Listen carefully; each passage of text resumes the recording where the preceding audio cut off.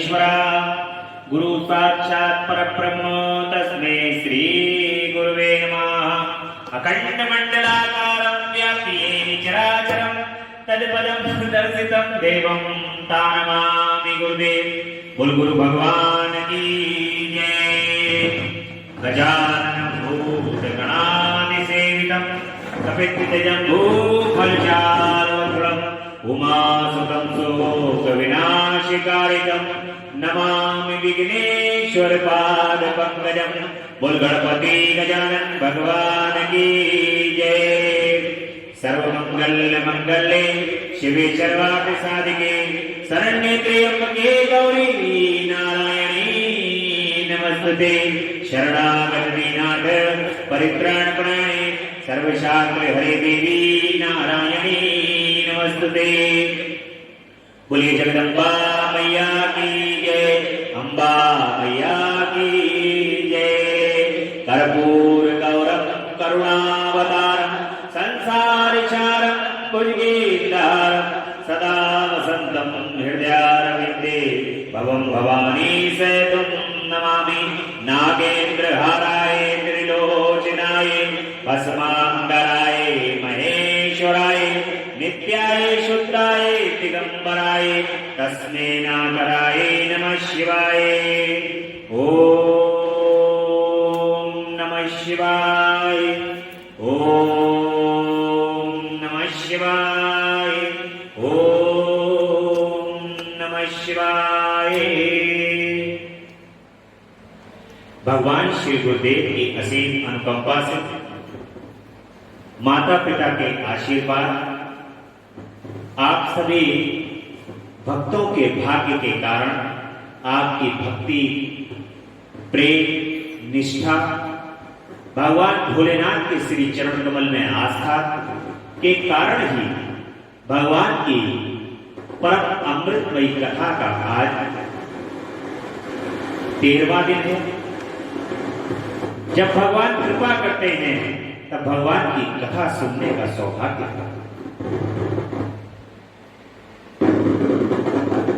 भगवान की ये कथा परम अमृतमयी है।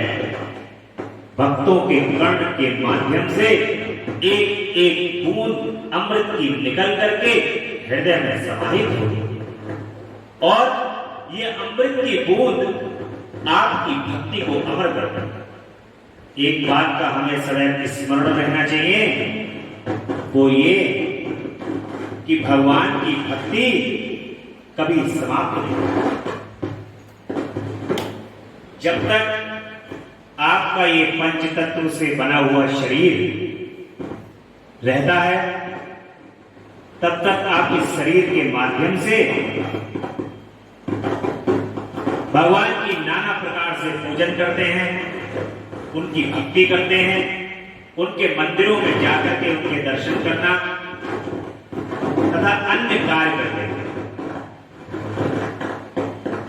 परंतु जब ये पंच तत्व से बना हुआ शरीर इस संसार को छोड़ करके जाता है तब भक्ति नष्ट नहीं हुई।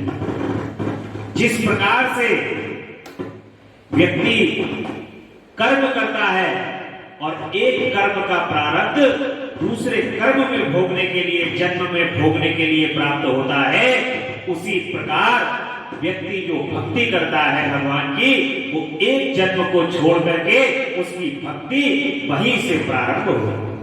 जहां से वो अपने इस शरीर के माध्यम से भक्ति करता है और अन्य दूसरा जन्म प्राप्त करता है तो भक्ति कभी जीरो से प्रारंभ नहीं होती। जहां तक आपने उनका स्मरण कर लिया है, भगवान का वंदन कर लिया है, आपके हृदय में वही बीज स्थापित रहता है। देखा होगा आपने कि प्रत्येक व्यक्ति भगवान की भक्ति करने का अलग अलग व्यक्ति के अंदर अलग अलग क्षमता होती है। उनसे प्रेम और प्रीत करने की अलग अलग व्यक्ति की अलग अलग क्षमता होती है। क्यों? क्योंकि पूर्व जन्म में आपने जितना उनका पूजन वंदन किया है भगवान की भक्ति उतने ही उसी प्रकार से वहीं से प्रारंभ हुई। इसलिए किसी को भी ये नहीं सोचना चाहिए, विचार करना चाहिए कि हमारी जो हमने भक्ति कर ली वो हमारे इसी जन्म तक ही से हुई। उनका प्रेम, श्रद्धा और विश्वास आपके समक्ष सदैव रहता है, और जो वो भक्ति भगवान में पूर्ण आस्था के रूप में जब बदल जाती है तब वो अंत में फिर आपके जन्म और मरण से मुक्ति प्राप्त हो जाती है और भगवान शिव स्वतः ही आपको अपने अंदर विलय कर लेते हैं। इसलिए भगवान की भक्ति सदैव करते रहना चाहिए, उनके नाम के स्मरण को सदैव करते रहना चाहिए। ऐसा ही आज का प्रसंग है। कल बड़ा सुंदर प्रसंग हमने भगवान का शिव पुराण की कथा के माध्यम से सुना था कि बेल पत्र को किस प्रकार से हमें फल प्राप्त होता है। सभी तीर्थों का फल बेल पत्र के वृक्ष के मूल में है, और कैसे किस प्रकार से हमें बेलपत्री का पूजन के अंदर प्रयोग करना चाहिए। भगवान के जप को आज की कथा में शिव नाम जप, भस्म धारण की महिमा, त्रिपुंड के देवता और स्थान आदि का प्रतिपादन किस प्रकार से किया गया है, यह आज की कथा। ऋषि कहते हैं कि हे महाभाग व्यास शिष्य सूत जी, आपको नमस्कार है। अब आप उस परम उत्तम भस्म महत्व का ही वर्णन कीजिए। भस्म महत्व, रुद्राक्ष महत्व तथा उत्तम नाम महत्व, इन तीनों का परम प्रसन्नता पूर्वक प्रतिपादन कीजिए और हमारे हृदय को आनंद दीजिए। सूत जी ने कहा कि महर्षियों, आपने बहुत उत्तम बात पूछी है। यह समस्त लोगों के लिए हितकारक है। जो लोग भगवान शिव की उपासना करते हैं वे धन्य हैं, कृतार्थ हैं, उनका देह धारण सफल है तथा उनके समस्त कुल का उद्धार हो गया है। भगवान शिव का जो पूजन करता है, भगवान शिव की जो भक्ति करता है, उसका स्वयं का तो कल्याण होता ही है, उसके पूरे कुल का कल्याण होता है। एक भक्त व्यक्ति, किसी भी परिवार के अंदर यदि कोई एक भक्त पैदा हो जाता है तो वो एक भक्त समस्त कुल का कल्याण करता है। एक भक्त के पैदा होने से समस्त कुल का तारण हो जाता है, तर जाता है।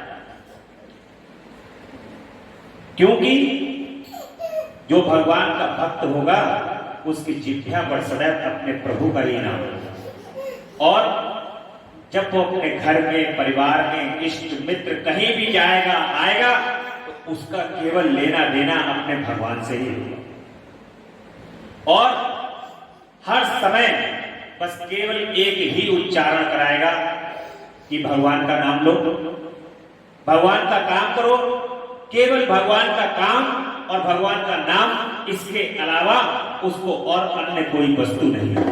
इसीलिए एक व्यक्ति यदि आप किसी भी घर में, खानदान में उत्पन्न हो जाता है तो वे अपने कुल को त्यागता है।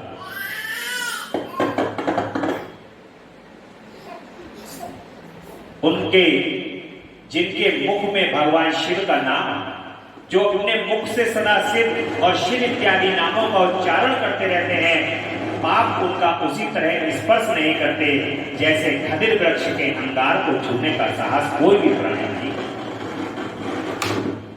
हे श्री शिव, आपको नमस्कार। श्री शिवाय नमस्तुभ्यम। ऐसी बात जब मुंह से निकलती है तब वह सुख समस्त पापों का विनाश करने वाला पावन तीर्थ बन जाता है। जो मनुष्य प्रसन्नता पूर्वक उस मुख का दर्शन करता है उसे निश्चय ही तीर्थ सेवन जनित फल प्राप्त होता है। ब्राह्मणों, शिव का नाम विभूति, भस्म तथा रुद्राक्ष ये तीनों त्रिवेणी के समान परम पुण्यमय माने गए हैं। जहां ये तीनों शिवतर वस्तुएं सर्वदा रहती हैं, उनके दर्शन मात्र से मनुष्य त्रिवेणी स्नान का फल प्राप्त कर लेगा। तीनों वस्तुएं कौन कौन सी हैं? भगवान शिव का नाम, जहां पर भगवान शिव का नाम होता है, भगवान की भस्म रहती है और रुद्राक्ष, जहां ये तीनों वस्तुएं हैं वहां समझ लीजिए आपको त्रिवेणी स्नान का फल मिलेगा। जो प्रयाग में त्रिवेणी है ना, वो त्रिवेणी के अंदर जो लोग स्नान करते हैं उनको जो फल प्राप्त होता है, वही फल भगवान के नाम, उनकी भस्म और रुद्राक्ष, इन तीनों के दर्शन करने से प्राप्त होगा। भगवान शिव का नाम गंगा है, विभूति यमुना मानी गई है तथा रुद्राक्ष को सरस्वती कहा गया है। गंगा यमुना सरस्वती का जो संगम है वही तो प्रयाग है। प्रयाग जहां ये तीनों नदियों का संगम हुआ है, और गंगा जिनको भगवान का विभूति का स्वरूप माना गया है, यमुना जी जो भगवान शिव का जो नाम है उनको गंगा माना। ओम नमः शिवाय, इसीलिए जब गंगा जी के अंदर स्नान किया जाता है तो ओम नमः शिवाय का उच्चारण होता है। और भगवान की जो विभूति है, विभूति जो भगवान भस्म शरीर पर जो धारण किए हुए हैं, वो विभूति का स्वरूप है यमुना जी। यमुना जी आपने देखा होगा, हल्का सा यमुना जी का जो रंग है वो हल्का सा स्लेटी कलर जैसा, वो भगवान की विभूति स्वरूप है। और रुद्राक्ष को सरस्वती माना गया। रुद्राक्ष सरस्वती जी का स्वरूप है, इसीलिए ये तीनों संगम है। तीनों की संयुक्त त्रिवेणी समस्त पापों का नाश करने वाली है। श्रेष्ठ ब्राह्मणों, इन तीनों की महिमा सद लक्षण भगवान महेश्वर के बिना दूसरा कौन भली भांति जानता है। इस ब्रह्मांड में जो कुछ है सब तो केवल महेश्वर ही जानते हैं। विप्रगण, मैं अपनी श्रद्धा भक्ति के अनुसार संक्षेप में भगवत नामों की महिमा का कुछ वर्णन करता हूं। तुम सब लोग प्रेम पूर्वक सुनो।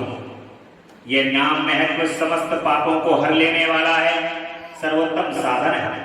शिव इस नाम रूपी दावानल से महान पातक रूपी पर्वत अनायास ही भस्म हो जाता है। यह सत्य है, यह सत्य है, इसमें कोई संशय नहीं। ये सोनपेशियों, पाप मूलक जो नाना प्रकार के दुख हैं, वे एकमात्र शिव नाम भगवत नाम से ही नष्ट होने वाले हैं। भगवान के नाम से, जैसा कि बार बार मैं स्मरण करने को बोलता हूं कि कलियुग केवल नाम आधारा, सुमिर सुमिर जग उतरहि पारा। भगवान के नाम में केवल इस कलिकाल के अंदर उनका नाम ही आधार है। इसलिए भगवान के नाम का स्मरण सदैव करते रहना चाहिए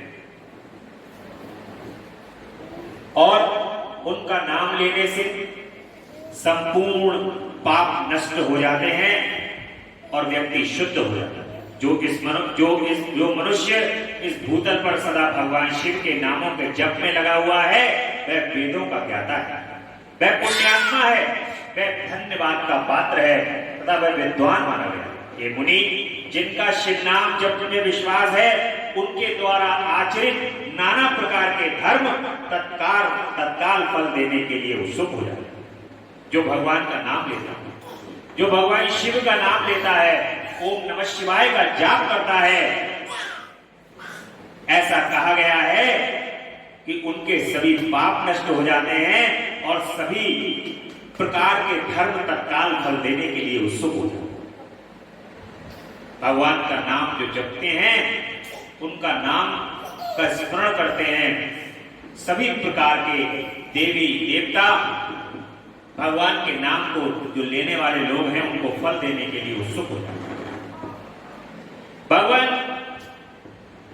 उतने पाप मनुष्य इस भूतल पर नहीं कर सकते जो शिव नाम रूपी नौका पर आरूढ़ हो संसार रूपी समुद्र को पार कर। अब आप देखिए, भगवान शिव का जो नाम लेता है, आप उतने तो पाप भी नहीं कर सकते। ऐसा बताया गया है कि भगवान उस नाम को लेने से ही इतने पाप नष्ट कर देते हैं।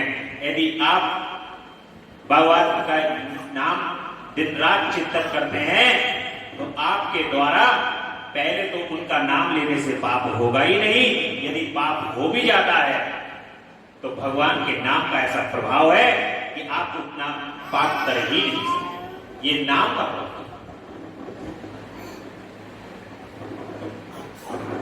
उनके जन्म मरण रूपी संसार के मूलभूत में सारे पाप निश्चय ही नष्ट हो जाते हैं। ये महामुनि, संसार के मूलभूत पातक रूपी पातकों का शिव नाम रूपी कुठार से निश्चय ही नाश हो जाता है। जो पाप रूपी दानव नल से पीड़ित हैं, उन्हें शिव नाम रूपी अमृत का पान करना चाहिए। पापों के दावानल से दग्ध होने वाले लोगों को उस शिव नामामृत के बिना शांति नहीं मिल सकती। जो शिव नाम रूपी सुधा की वृष्टि जनित धारा में गोते लगा रहे हैं, वे संसार रूपी दावानल के बीच में खड़े होने पर भी कदापि शोक के भागी नहीं होते। जिन महात्माओं के मन में शिव नाम के प्रति बड़ी भारी भक्ति है, ऐसे लोगों की सहसा और सर्वदा भक्ति हुई। हे मुनीश्वर, जिसने अनेक जन्मों तक तपस्या की है, उसी को शिव नाम के प्रति भक्ति हुई, जो समस्त पापों का नाश करने वाली है। जिनके मन में भगवान शिव के नाम के प्रति कभी खंडित न होने वाली असाधारण भक्ति प्रकट हुई है, उसी के लिए मोक्ष सुलभ। यह मेरा मत है। जो अनेक पाप करके भी भगवान शिव के नाम जप में आदर पूर्वक लग गया है, वह समस्त पापों से मुक्त हो जाता है। इसमें कोई संशय नहीं। जैसे वन में दावानल से दग्ध हुए वृक्ष भस्म हो जाते हैं, उसी प्रकार शिव नाम रूपी दावानल से दग्ध होकर इस समय तक के सारे पाप नष्ट भस्म हो जाते हैं। ये शौनक, जिनके अंग नित्य भस्म लगाने से पवित्र हो गए हैं तथा जो शिव नाम जप का आदर करने लगा है, वह घोर संसार सागर को भी पार कर ही लेगा। संपूर्ण वेदों का अवलोकन करके पूर्ववर्ती महर्षियों ने यही निश्चय किया है कि भगवान शिव के नाम का जप संसार सागर को पार करने के लिए सर्वोच्च उपासना है। हे मुनीश्वरों, अधिक कहने से क्या लाभ।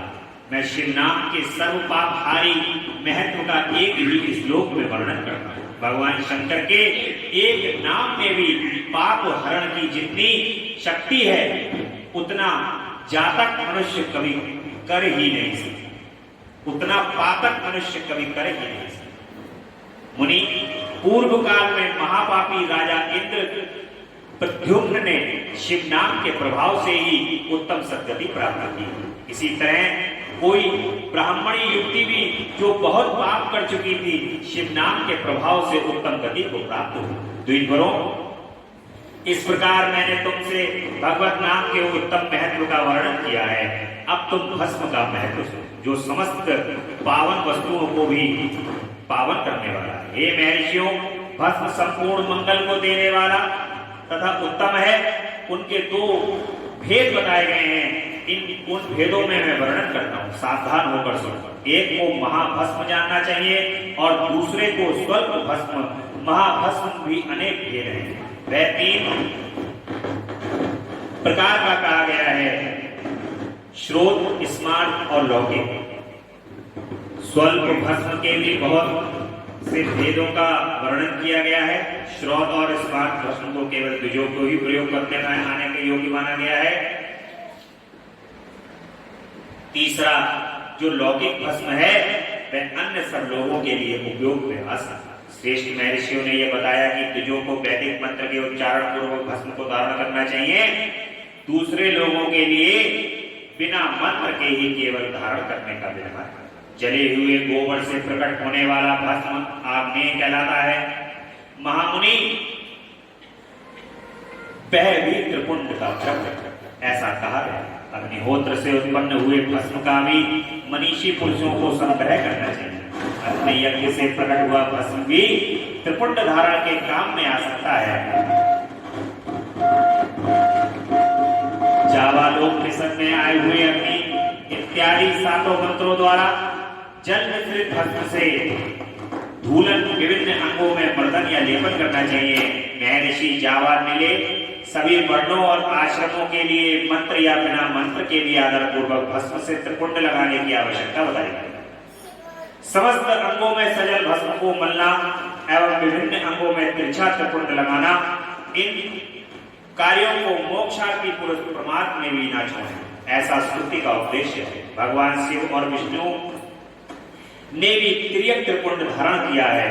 अन्य देवियों सहित भगवती उमा और लक्ष्मी देवी ने भी वाणी द्वारा इनकी प्रशंसा की।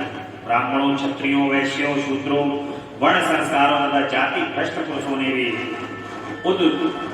उद्धूलन त्रिपुंड के रूप में भस्म को धारण किया। इसके पश्चात भस्म धारण तथा त्रिपुंड की महिमा एवं विधि बताकर सूत जी ने फिर कहा कि महर्षियों, इस प्रकार मैंने संक्षेप में त्रिपुंड का महत्व बताया।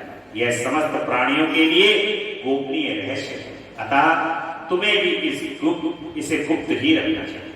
मुनिवरों, ललाट आदि सभी निर्दिष्ट स्थानों में जो भस्म से 3 तिरछी रेखाएं बनाई जाती हैं, उन्हीं को विद्वानों ने त्रिपुंड कहा। बहुओं के मध्य भाग से लेकर जहां तक बहुओं का अंत है, उतना बड़ा त्रिपुंड ललाट में धारण करना चाहिए। मध्यमा और अनामिका उंगली से 2 रेखाएं बीच में अंगुष्ठ द्वारा प्रतिलोक भाव से की गई रेखा त्रिपुंड कहलाती है। अथवा बीच की 3 अंगुलियों से भस्म लेकर यत्नपूर्वक भक्ति भाव से ललाट में त्रिपुंड धारण करें। त्रिपुंड अत्यंत उत्पन्न और भोग और मोक्ष को देने वाला है। त्रिपुंड की 3 रेखाओं से प्रत्येक के 9 देवता हैं जो सभी अंगों में स्थित हैं। मैं उनका परिचय देता हूं, सावधान होकर सुनो। मुनिवरों, प्रणव का प्रथम अक्षर अकार, कहा पद्म, अग्नि, पृथ्वी, धर्म, रजोगुण, ऋग्वेद, क्रिया शक्ति, प्रातः, सवन तथा महादेव, ये त्रिपुंड की प्रथम रेखा के 9 देवता हैं। यह बात सिर्फ दीक्षा परायण पुरुष को अच्छी तरह समझ लेनी चाहिए। प्रणव का दूसरा अक्षर उकार है। दक्षिणाग्नि, आकाश, सद्गुण, यजुर्वेद, इच्छा शक्ति, अंतरात्मा तथा महेश्वर, ये दूसरे रेखा के 9 देवता हैं। प्रणव का तीसरा अक्षर मकार, आह्वानीय, अग्नि, परमात्मा, तमोगुण, धूलो, ज्ञान शक्ति, सामवेद, तृतीय सवन तथा शिव, ये तीसरी 9 देवता हैं। इस प्रकार स्थान देवताओं को उत्तम भक्ति भाव से नित्य नमस्कार करके स्नान आदि से शुद्ध हुआ पुरुष यदि त्रिपुंड धारण करे तो भोग और मोक्ष को प्राप्त करे। ईश्वरों, ये संपूर्ण अंगों में स्थान देवता बताए गए हैं। अब उनके मैं स्थान बता भक्ति पूर्वक सुनो। 32, 16, 8 तथा 5 स्थानों में त्रिपुंड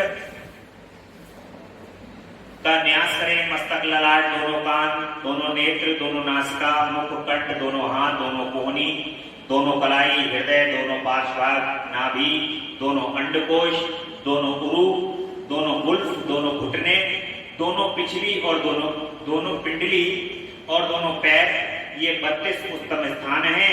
इनमें क्रमशः अग्नि, जल, पृथ्वी, वायु, 10 दृश्य प्रदेश, दिक्पाल तथा 8 वसुओं का निवास है। घर, ध्रुव, सोम, आप, अनिल, अनल, प्रत्युष और प्रभास, ये 8 वसु कहे गए हैं।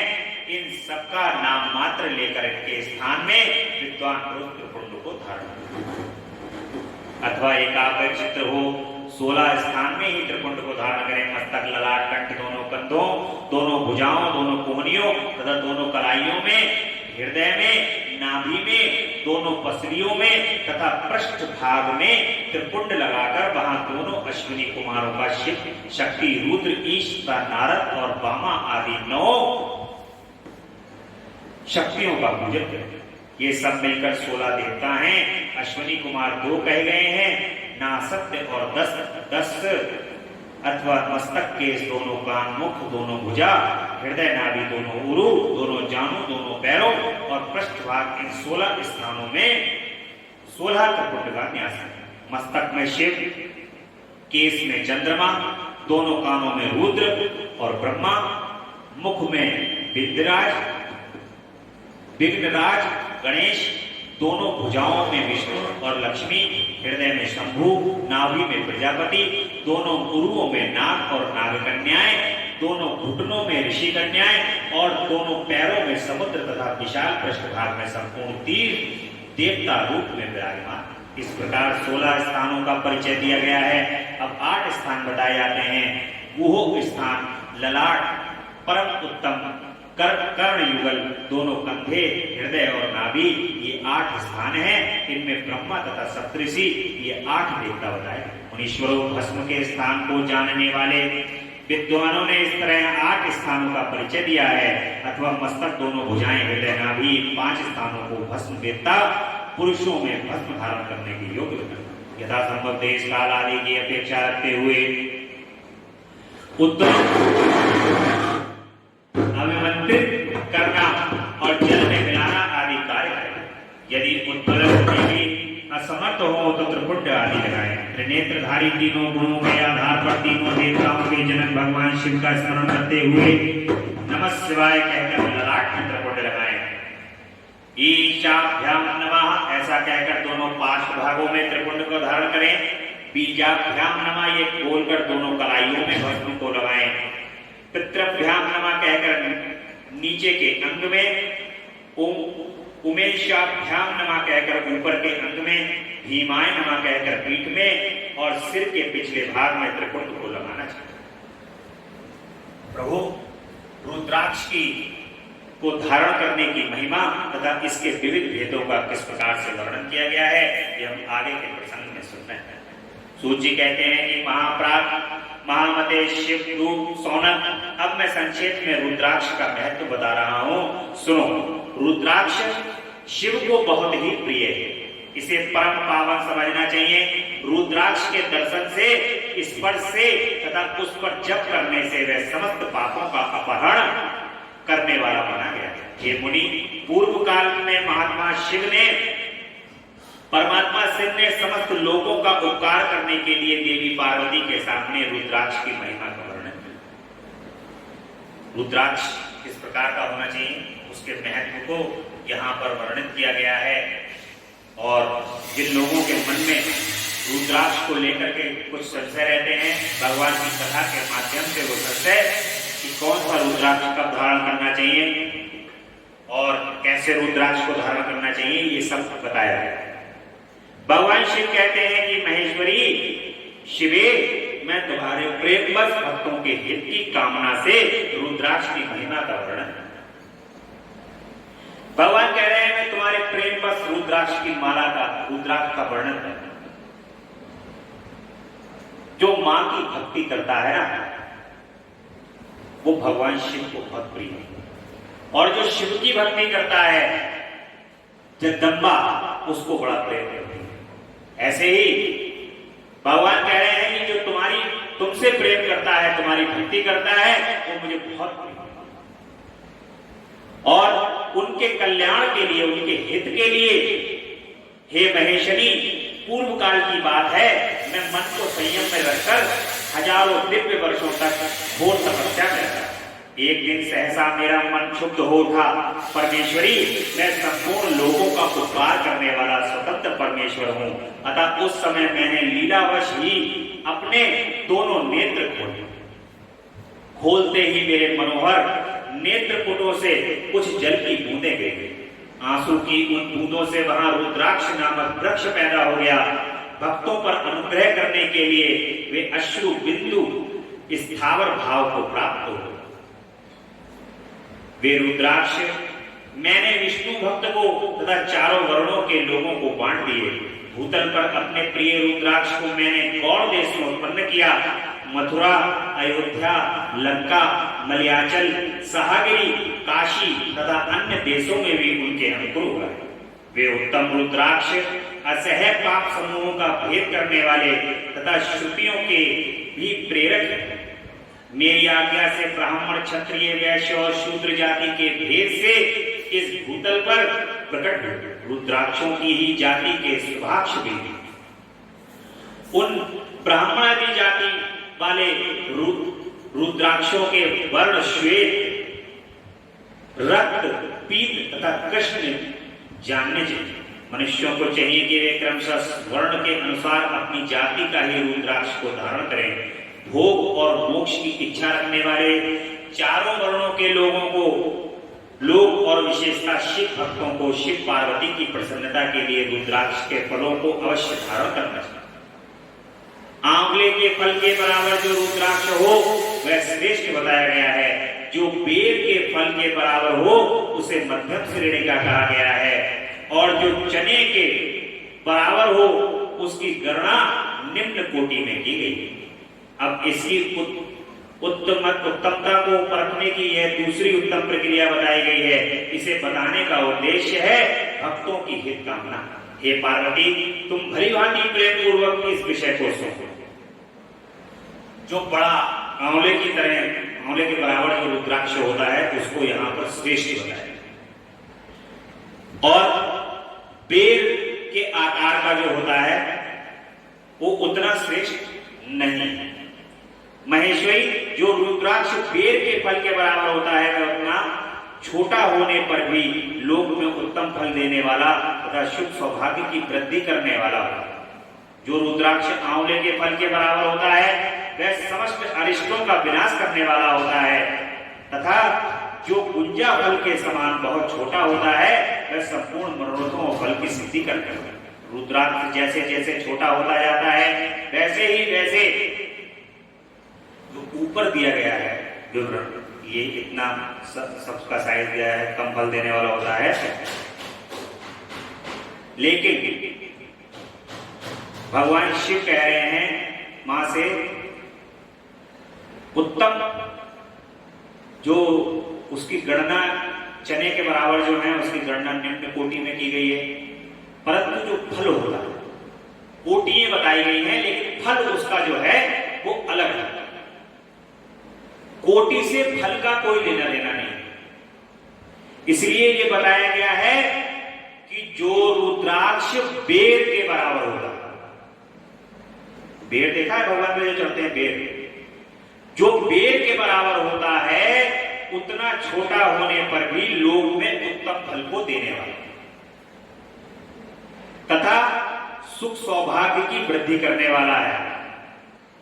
जो रुद्राक्ष आंवले के फल के बराबर होता है वह समस्त अरिष्टों का विनाश करने वाला है, समस्त, तथा जो गुंजा फल के समान बहुत छोटा होता है वह संपूर्ण मनोरथों और फलों की सिद्धि को कराएगा। रुद्राक्ष जैसे जैसे छोटा होता है वैसे ही वैसे अधिक फल को देने वाला होता है। एक एक बड़े रुद्राक्ष से छोटे छोटे रुद्राक्ष को विद्वानों ने 10 गुना अधिक फल देने वाला बताया। यानी कि जो छोटा रुद्राक्ष है वो बड़े रुद्राक्ष से 10 गुना अधिक फल को दे रहे हैं।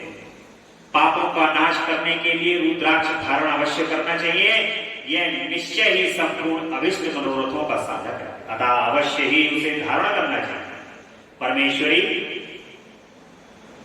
लोक में मंगलमय रुद्राक्ष जैसा फल देने वाला देखा जाता है वैसी फलदायी कोई दूसरी माला नहीं दिखाई देती। हे देवी, समान आकार प्रकार वाले चिकने मजबूत स्थूल कष्टक युक्त उभरे हुए छोटे दानों वाले और सुंदर रुद्राक्ष अभिलषित पदार्थों के दाता तथा सदैव भोग और मोक्ष को देने वाले, जिसे कीड़ों ने दूषित कर दिया हो, जो टूटा फूटा हो, जिसने उभरे हुए दाने ना हो, व्रण युक्त हो तथा जो पूरा पूरा गोल ना हो, इन 5 प्रकार के रुद्राक्षों को त्याग देना चाहिए। जिस रुद्राक्ष में अपने आप ही डोरा पिरोने के योग्य चित्र हो गया हो वही यहाँ उत्तम माना गया है। जिसमें मनुष्य के प्रयत्न से छेद किया गया हो वह मध्यम श्रेणी का होता है। रुद्राक्ष धारण बड़े बड़े पातकों का नाश करने वाला। इस जगत में 1100 रुद्राक्ष धारण करके मनुष्य जिस फल को पाता है उसका वर्णन सैकड़ों वर्षों में भी नहीं किया जाए। भक्तिमान पुरुष 550 रुद्राक्ष के दानों का सुंदर मुकुट बना ले और उसे सिर पर धारण करें। 360 दानों को लंबे सूत्र में पिरोकर एक हार बना लें। वैसे 3 हार बनाकर भक्ति परायण पुरुष उनका यज्ञोपवीत करे और उसे यथास्थान धारण किए। इसके बाद जिन अंगों में कितने रुद्राक्ष धारण करने चाहिए यह बताकर सूत जी बोले कि महर्षियों, सिर पर ईशान मंत्र से, कान में तत्पुरुष मंत्र से तथा गले और हृदय में अघोर मंत्र से रुद्राक्ष को धारण करना है। विद्वान पुरुष दोनों हाथों में अघोर बीज मंत्र से रुद्राक्ष को धारण करें। उधर पर वामदेव मंत्र से 15 रुद्राक्षों की गुथी हुई माला को धारण करें अथवा अंगों सहित प्रणव का 5 बार जप करके रुद्राक्ष की माला को धारण करें। 3, 5 या 7 मालाएं धारण करें तथा मूल मंत्र नमः शिवाय से ही समस्त रुद्राक्षों को धारण करें। मांस, लहसुन, प्याज, सहीजन, तिल, सोडा आदि को त्याग दें। गिरिराज नंदनी उमा श्वेत रुद्राक्ष केवल ब्राह्मणों को ही धारण करना चाहिए। गहरे लाल रंग का रुद्राक्ष क्षत्रियों के लिए हिकर बताया गया है। वैश्यों के लिए प्रतिदिन 12 बार पीले रुद्राक्ष को धारण करना आवश्यक है और शूद्रों को काले रंग का रुद्राक्ष धारण करना चाहिए। ये वेदोक्त मार्ग है। ब्रह्मचारी, वानप्रस्थ, गृहस्थ और सन्यासी सबको नियम पूर्वक रुद्राक्ष को धारण करना चाहिए। इसे धारण करने का सौभाग्य बड़े पुण्य से प्राप्त होता है। एक में पहले आंवले के बराबर और फिर उससे भी छोटे छोटे रुद्राक्ष को धारण करें। जो रोगी हो, जिनमें दाने ना हो, जिन्हें कीड़ों ने खा लिया हो, जिन्हें पिरोने योग्य छेद ना हो, ऐसे रुद्राक्ष की माला मंगलाकांक्षी पुरुषों को नहीं धारण करना चाहिए। रुद्राक्ष मेरा मंगलमय लिंग विग्रह है। वह अंत तो गत्वा चने के बराबर लघुतर होता है। सूक्ष्म रुद्राक्ष को ही सदा प्रशस्त माना गया है। सभी आश्रमों, समस्त वर्णों, स्त्रियों और शूद्रों को भी भगवान शिव की आज्ञा के अनुसार सदैव रुद्राक्ष को धारण करना चाहिए। यतियों के लिए प्रणव के उच्चारण पूर्वक रुद्राक्ष को धारण करने का विधान है। जिनके ललाट में त्रिपुंड लगा हो और सभी अंग रुद्राक्ष से विभूषित हो तथा जो मृत्युंजय मंत्र का जप कर रहा हो, उनका दर्शन करने से साक्षात रुद्र के दर्शन का फल प्राप्त होता है। पार्वती, रुद्राक्ष अनेक प्रकार के बताए गए हैं। मैं उनके भेदों का वर्णन करता हूँ। वे भेद भोग और मोक्ष का फल देने वाले। तुम उत्तम भक्ति भाव से उनका परिचय सुनो। एक मुख वाला रुद्राक्ष साक्षात भगवान शिव का स्वरूप।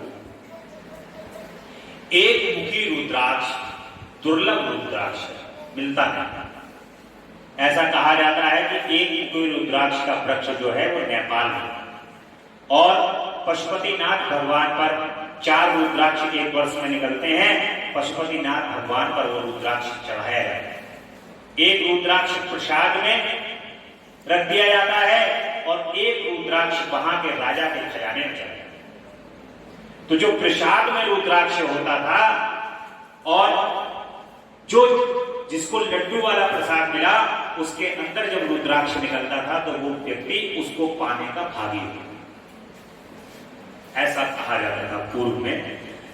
परंतु अब इस समय के काल में कहीं किसी भी रुद्राक्ष की दुकान पर जाओगे तो वो एक मुखी रुद्राक्ष को लेकर के आपके समक्ष प्रस्तुत हो जाएगा कि एक रुद्राक्ष ये रहा, एक मुखी। परंतु ऐसा कहा जाता था पूर्व में, जो मैंने अपने बड़ों के द्वारा ये बात सुनी थी कि एक मुखी रुद्राक्ष का वृक्ष केवल नेपाल में हुआ करता। तो एक मुख वाला रुद्राक्ष साक्षात भगवान शिव का स्वरूप, वह भोग और मोक्ष रूपी फल को प्रदान करता है। जहां रुद्राक्ष की पूजा होती है वहां से कभी लक्ष्मी जी दूर नहीं है। रुद्राक्ष की माला जहां पर जो भक्त धारण किए होते हैं और रुद्राक्ष को जहां पे लोग प्रतिदिन रुद्राक्ष को किसी बर्तन में रख करके और उनका पूजन बंधन करते हैं, ऐसा सिर्फ पुराण में कहा गया है कि वहां से कभी लक्ष्मी जी दूर नहीं। उस स्थान के सारे उपद्रव नष्ट हो जाते हैं तथा वहां रहने वाले लोगों की संपूर्ण कामनाएं पूर्ण होती हैं। 2 मुख वाला रुद्राक्ष देव देवेश्वर कहा गया, वह संपूर्ण कामनाओं और फलों को देने वाला है। 3 मुख वाला रुद्राक्ष सदा साक्षात साधन का फल देने वाला है, उसके प्रभाव से सारी विद्याएं प्रतिष्ठित होती हैं। 4 मुख वाला रुद्राक्ष साक्षात ब्रह्मा का रूप, वह दर्शन और स्पर्श से शीघ्र ही धर्म अर्थ काम और मोक्ष इन चारों पुरुषार्थों को देने वाला है। 5 मुख वाला रुद्राक्ष साक्षात कालाग्नि रुद्र रूप, वह सब कुछ करने में समर्थ है, सबको मुक्ति देने वाला तथा संपूर्ण मनोवांछित फल को प्रदान करने वाला। 5 मुख का रुद्राक्ष समस्त पापों को दूर कर देता है, इसलिए पंचमुखी रुद्राक्ष का बड़ा विशेष महत्व है। 6 मुख वाला रुद्राक्ष कार्तिकेय का स्वरूप माना गया है। यदि दाहिनी बाह में उसको धारण किया जाए तो धारण करने वाला मनुष्य ब्रह्म हत्या आदि पापों से मुक्त हो जाता है, इसमें कोई संशय नहीं। हे महेश्वरी, 7 मुख वाला रुद्राक्ष अनंग स्वरूप और अनंग नाम से प्रसिद्ध है। देवेशी, उसको धारण करने से दरिद्र भी ऐश्वर्यशाली हो जाता है। जो 7 मुख वाला रुद्राक्ष को धारण करता है, उस रुद्राक्ष को धारण करने से दरिद्र पुरुष भी कीर्तिमान होगा। और 8 मुख वाला रुद्राक्ष अष्टमूर्ति भैरव जी का स्वरूप है, उसको धारण करने से मनुष्य पूर्णायु हो जाता है। जिसको अल्प आयु का भय रहता है, ऐसे व्यक्ति यदि अष्ट मुख के रुद्राक्ष को धारण करते हैं, वो स्वयं भैरव के स्वरूप हैं। तो ऐसा भगवान ने शिव पुराण के माध्यम से माता जी से कहा है कि हे परमेश्वरी, वो पूर्णायु हो और मृत्यु के पश्चात शूलधारी शंकर हो जाता है। 9 मुख वाले रुद्राक्ष को भैरव तथा कपिल मुनि का प्रतीक माना गया है, अथवा 9 रूप धारण करने वाली महेश्वरी दुर्गा उनकी अधिष्ठात्री देवी मानी। जो मनुष्य भक्ति परायण हो, अपने बाएं हाथ में 9 मुख के रुद्राक्ष को धारण करता है, वह निश्चय ही मेरे समान सर्वेश्वर हो जाता है, इसमें कोई संशय नहीं। हे महेश्वरी, 10 मुख वाला रुद्राक्ष साक्षात भगवान विष्णु का रूप है। देवेशी, उसको धारण करने से मनुष्य की संपूर्ण कामनाएं पूर्ण होती हैं। हे परमेश्वरी, 11 मुख वाला रुद्राक्ष वो रूप रुद्र का रूप है, उसको धारण करने से मनुष्य सर्वत्र विजयी होता है।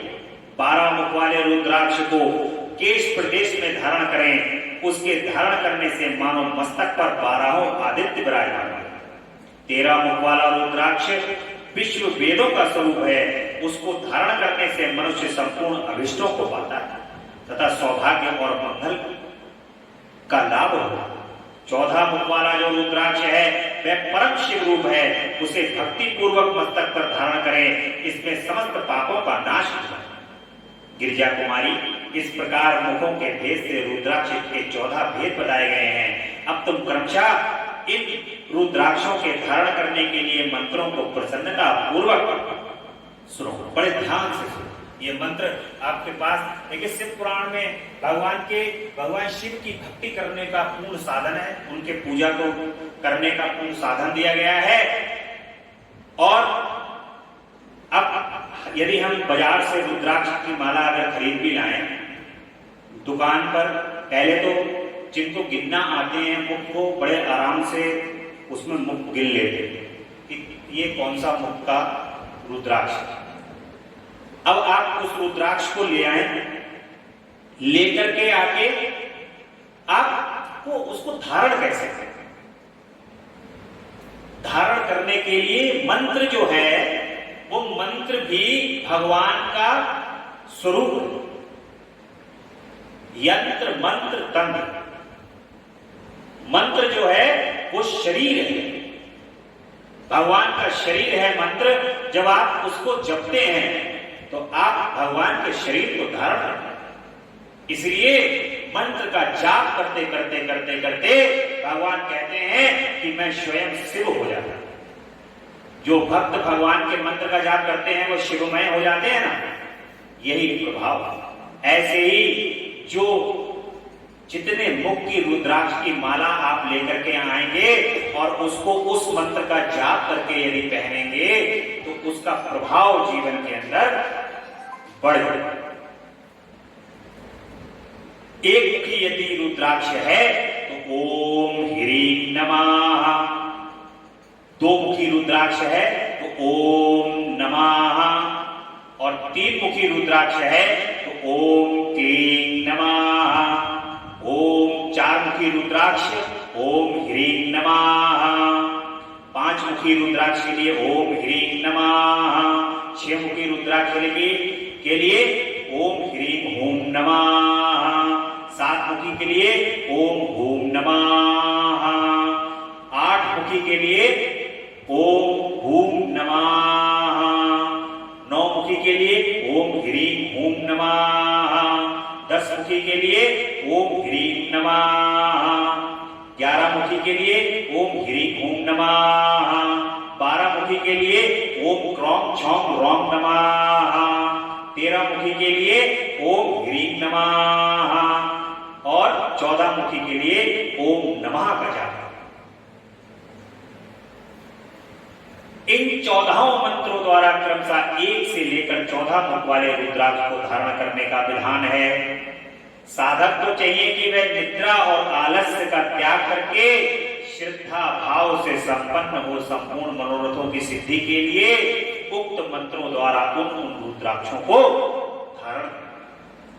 रुद्राक्ष की माला धारण करने वाले पुरुष को देखकर भूत प्रेत पिशाच डाकिनी शाकिनी तथा अन्य जो द्रोहकारी राक्षस आदि हैं उन सब वे सब दूर भाग जाते हैं। जो कृत्रिम अविचार आदि प्रयुक्त होते हैं वे रुद्राक्षधारी को देखकर सशंक हो दूर खिसक जाते हैं। पार्वती रुद्राक्ष मालाधारी पुरुष को देखकर मैं शिव, विष्णु, देवी दुर्गा, गणेश, सूर्य तथा अन्य देवता भी प्रसन्न हो उठते।